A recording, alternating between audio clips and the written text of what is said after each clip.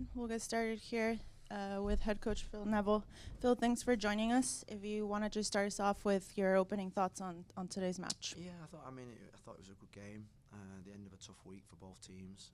Every team in the MLS obviously has had three-game weeks, and I think what you saw in the games today, there was a lot of high-scoring draws in the games. I think there was a real flatness in the dressing room at the end of the game because we really wanted a 9-point week, and I think that shows how far we've come in such a short space of time. I think, say, two and a half weeks ago, I think we just snatched your hands off with 7 points out of 3 games, and now we're disappointed that we didn't get 9. So I think that is a real testament to how far we've come. We're a team that score goals. We're a team that are exciting. We're a team that are fearless in terms of, that's the way we're going to play. We're not going to be a team that shuts up the shop. We're going to be a team that goes. And I think when we play against teams that play football as well, I think that's what brings out the best in us. It's almost like it's a shootout. The best football team wins. And I'm super proud of the players this week. There was a couple of players that came on tonight, Williamson and Nathan in particular, who Nathan's not had any action whatsoever. He came on tonight and nearly won us the game. And we've been really impressed with him. He came on in Minnesota. We thought he did really well. We've been working on him. We believe in him. And maybe the decision he should have come on at half-time instead of Pipe, but we wanted to bring Anthony on. So I was super proud of the players that came on and impacted the game. And I suppose at the end of a tough week, we're looking forward to a couple of days off now. Thank you for that. We'll open up to questions. Who would like to start? Hey, Coach. Congratulations on the other 2 wins this week and the point tonight. Thank you. To your point about seeing some of the players really shine, since you've had 3 games with really good results, what formation of players have you seen that you like going forward and considering Chara will be out due to yellow card accumulation, projecting forward, what kind of lineups did you see that really worked well for you this week? Well, I think Diego started in all 3 games, and it wasn't planned, but I think because we came into training yesterday, we took until an hour before kickoff to name the team because we just wanted to make sure that everyone coming back from Austin, we wanted to have the full time to evaluate everyone. And I think out of Diego and Ayala was probably the most tired, so he had a mammoth week. So I think Diego going again, it was a game that wasn't really that much transition because they dropped off. So and then when he got his yellow card, my mind went to a little bit of St. Louis, and obviously people need action, people need minutes. Williamson's been patient. Others have come in and done well instead of him, so he came in and impacted the game tonight. But I think we've got a nucleus of a squad now where we're beginning to trust each other.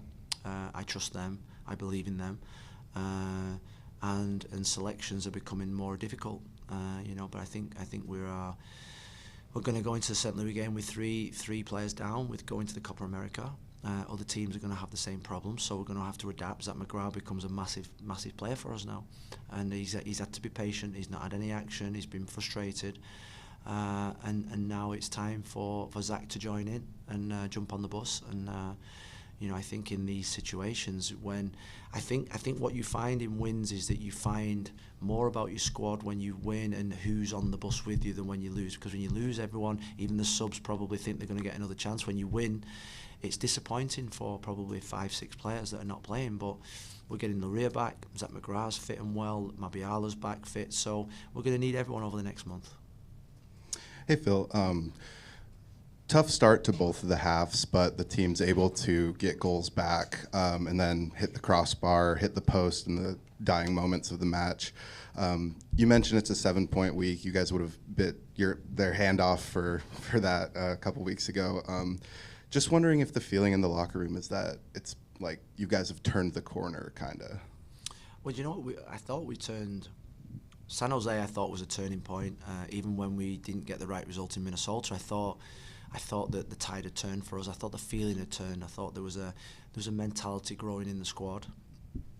And then obviously we've got the games this week. So this league is about momentum. You see teams in this league at this moment in time that haven't got momentum. So we need to keep the momentum going to start, making some headway to the places that we want to get to. And we've got a couple of away games coming up now, St. Louis and San Jose, with a little bit of a break in between each game. So we're going to have to be ready. We're going to have to get everybody fit. Everybody's going to be needed, and there's no taking your foot off the gas now. We have to be relentless. I think our supporters tonight were, they're sensational every game. They blow my mind every game. And when they start smelling it and sniffing it and feeling that we need them, they deliver probably more than any other fan base in the US. So we're super proud. And then just a quick one: the Mora sub at halftime, was that injury related or just tactical? He had a slight tight muscle, so we weren't taking any risk with Felipe.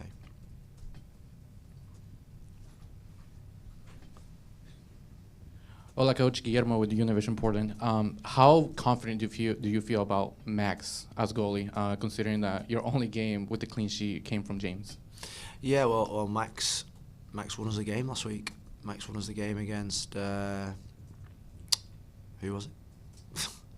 Last Saturday. Kansas City. The save in the last minute. He won us the game. James won us the game on Wednesday. So I think we've got two brilliant goalkeepers. I really do. Now it's time for James to come into the team. Max is going to go away. His next game is against Argentina, the best team in the world. So we're super pleased with both keepers. I think there's a healthy competition.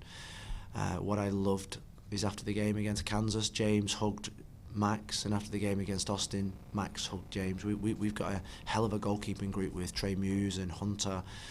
Ryan Bilicic as well. We've probably got the best goalkeeping group in the whole of the MLS at this moment in time. We're lucky with that, and we invested in that because of this season's scheduling. So no, we trust them all. Coach Phil, nice to see you. Nice to see you. At the beginning of the season, the first few press conference, you said that this MLS season was a marathon. So personal question, how are you feeling with the marathon? How is it going? Oh, I'm loving every single minute of it. I think I was talking to a friend back in England yesterday about the run we were on when we weren't winning. I feel as if that was the most enjoyable bit, because that's when you really test yourself. That's when adversity kicks in and you find out more about you and the people around you in the club and their support for you, and that almost made me feel stronger and more committed. My wife is incredibly happy. We bought a house the other day, and she's happy wife, happy life. It's I think when you've been on the treadmill for so long, it just every day just feels like you're lucky to be in this job, in this role, in this football club. We've witnessed probably most teams in the West now, and I don't think there's any team that we should be fearful of. I think the difference from top to bottom is very marginal, and I think we've got a hell of a chance if we concentrate, if we play, if we stick to the plan, if they stay in their lane, if their attitudes are good.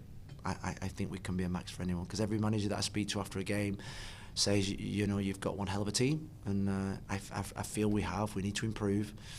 A couple of players in there, have got to improve. Their attitudes have got to be better. They've got to decide whether they're on the bus or not.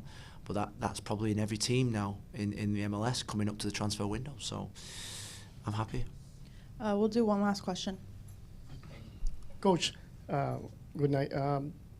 I noticed that in the last two games, you guys play way better in the second half. Is something that you plan, or is something that just happened? At home, I thought just shooting towards that 107. I think it's like a vacuum of they're just sucking the ball in the back of the net. I think we're a fit team. I think we're one of the fittest teams in the league. We don't give up. We keep going in games. We're relentless in everything that we do. We train them incredibly hard.